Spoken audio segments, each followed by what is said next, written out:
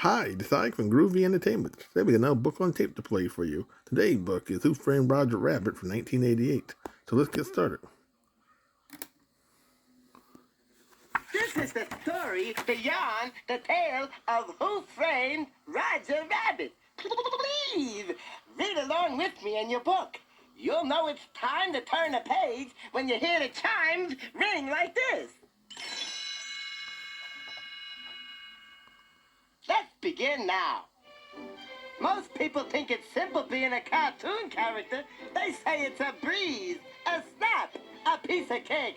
That's a laugh. And I should know I'm Roger Rabbit, king of the comics, guru of grins, sultan of smiles. You see, cartoon characters, toons they call us, are really just actors. We live in a place called Toontown, and we gotta work like anybody else. Take me, for instance. I spend most of my time on movie sets at the Maroon Cartoon Studios. My boss is R.K. Maroon. While I was on the set one day, he was upstairs talking to a detective, a gumshoe, a private eye named Eddie Valiant. Okay, Valiant, here's the deal. Roger Rabbit's wife, Jessica, has been getting friendly with another guy. I want you to look into it. Get some pictures to wise the rabbit up. Forget it, Maroon. I don't work in Toontown. You don't have to. She sings at a place called the Ink and Paint Club. Toon reviews, strictly humans only. Eddie looked into it all right. He went to the club that night and caught Jessica's act. When the curtain opened, he was surprised, astonished, stupefied. Jessica wasn't a rabbit at all. What she was beautiful. She's married to Roger Rabbit? After the show, he sneaked into an alley behind the club and got out his camera. He took pictures of Jessie, the light of my life, the apple of my eye, the cream in my coffee, playing patty cake with another man. Eddie was surprised to see who it was. Well, what do you know? It's Marvin Acme. Marvin Acme made trick movie props like hand buzzers and whoopee cushions. Oh, and one more thing. He was the owner of Toontown. When Eddie showed me the pictures in R.K. Maroon's office, I could hardly bear to look. I don't believe it. I won't believe it. I shan't believe it. Believe it. I took the pictures myself, you screwy toon. Here, have a soda and calm down. I was so upset that I forgot what always happens when I drink a soda. Before I knew it, my head had turned into a giant steam whistle. I let out a blast and rocketed through the window. Eddie thought the job was over, finished, kaput. But the next morning, the police showed up and took him to see Judge Doom. What the judge told him was absolutely astounding. Last night, someone dropped a safe on Marvin Acme. It had to be the rabbit. When I catch him, here's what I'll do. His weasel helpers backed up a truck with a vat of turpentine. The judge held a toon shoe over it and dipped it in. The shoe melted into a puddle of paint. My knees get wobbly just thinking about it. Eddie got a tip that Acme's will was missing. Not only that, the will left Toontown to us toons. Eddie figured if he could find Acme's will, it might point to the real culprit and get yours truly off the hook. Smart guy, that Eddie. When he got back to his office, he took a look, a glimpse, a gander at the patty cake picture, and he noticed something. Hey, there's the will. It's right in Acme's back pocket. That's when I popped up. You've got to help me, Eddie. What are you doing here? The police are looking for you. I didn't do it, I swear. Last night I went to see Jessie in the dressing room, but she was gone. I even found some blank paper and wrote her a love letter. I'm innocent, Eddie. Please, help me. Yeah. I'll see what I can do. I gave him a big smack on the lips. How can I repay you?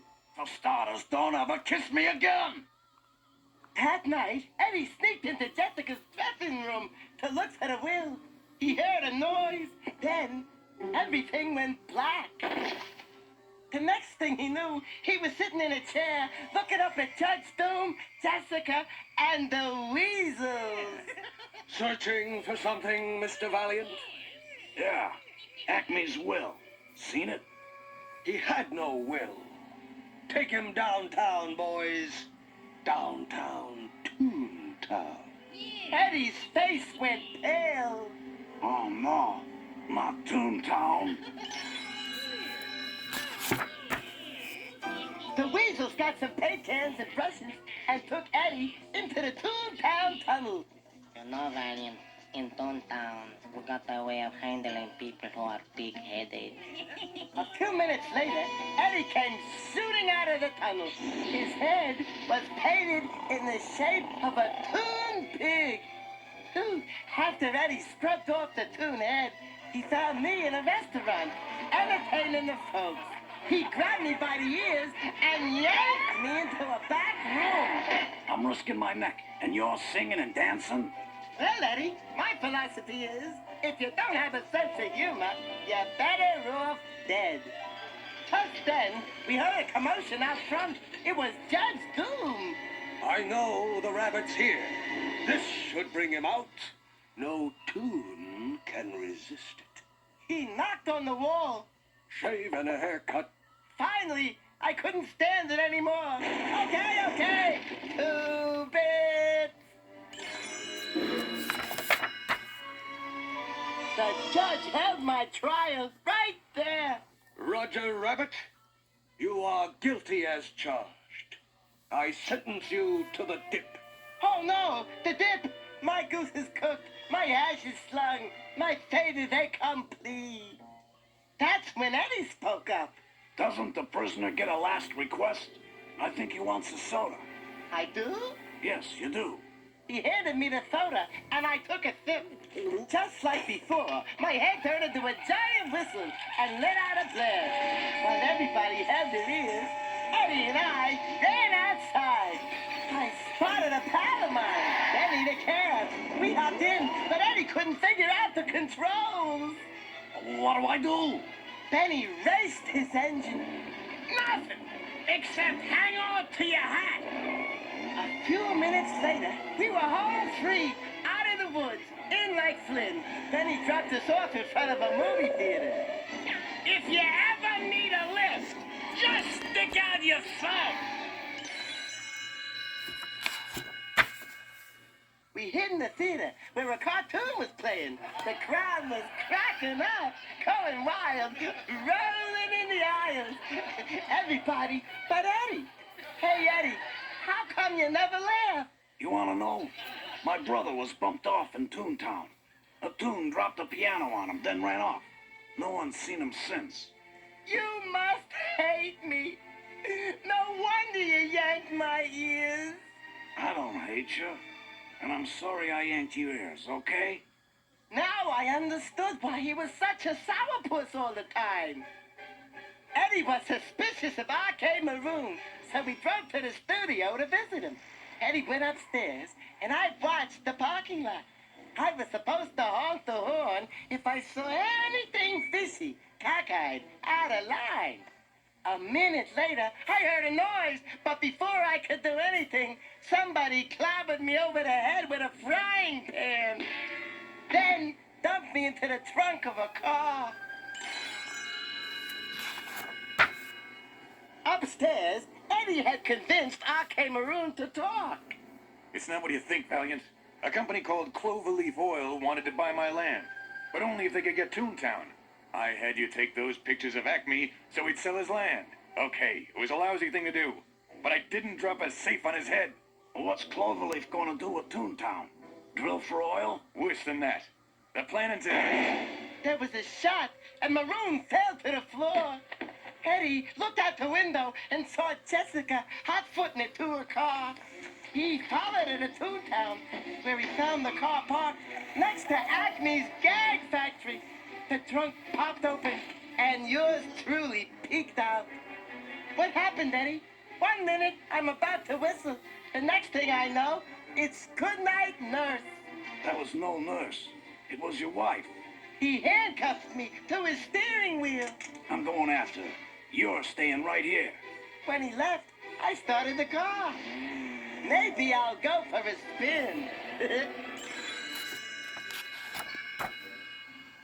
Eddie walked into an alley and saw a dark shape. Suddenly, Jessica's voice rang out. Look out, Eddie. He dove to the ground, and the bullet whizzed past his head. The dark figure ran off, holding a gun. It was Judge Doom. Jessica came up beside Eddie. I've been following him all night. He's the one who got R.K. marooned. Lady, I guess I had you pegged wrong. She told Eddie the whole story. You see, Valiant, Judge Doom was behind it all. He wanted Toontown. He wanted the will, too, but Acme left that with me. Funny thing about that will, it turned out to be just a blank piece of paper. Good old Marvin. A joker to the end. But the joke was on them. A gang of weasels blocked the alleyway. Then hauled them off to Acme's gag factory. What they didn't know was that I was right behind them. I managed to slip out of the cuffs and sneak inside where Doom was giving Valiant the scoop, the poop, the lowdown. If the will doesn't turn up in 15 minutes, Toontown is legally mine. You see, I am Cloverleaf Oil. He brought out a huge dip cannon. Once I own Toontown, I'm using this to dip it off the face of the earth. Dip Toontown? It was too terrible to believe. I decided it was time to bite the bullet, hit the beach, okay the corral. I dove into the plumbing and shut out of its vein, sending the weasels flying. I turned to Judge Doom. You think you can get away with this? We Toons may be idiotic, but we're not stupid. While I was yapping away, one of Doom's buddies pushed a stack of bricks off the rafters right above me. Jessie hurried over. Roger, say something. Look at the pretty stars. They tied Jessie and me to a big hook and turned on the dip cannon. Then the judge grabbed an oxygen tank and started sucking oxygen.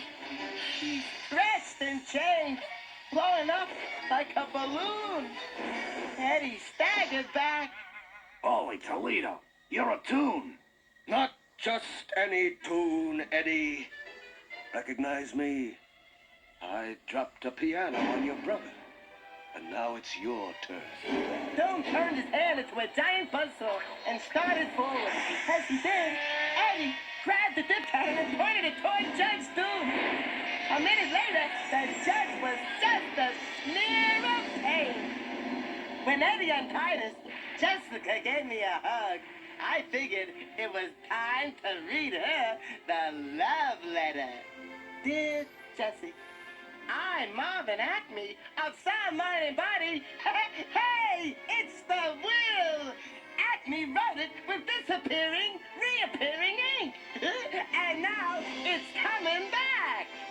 It was all there. Acme had left Toontown to us Toons. Afterwards, when we walked outside, the sun was just coming up over Toontown. I grinned. So, Eddie, you think you're gonna keep your sense of humor? Does this answer your question? Yeah. Eddie, can I ask just one favor? Sure, kid. Go ahead. Don't ever kiss me again!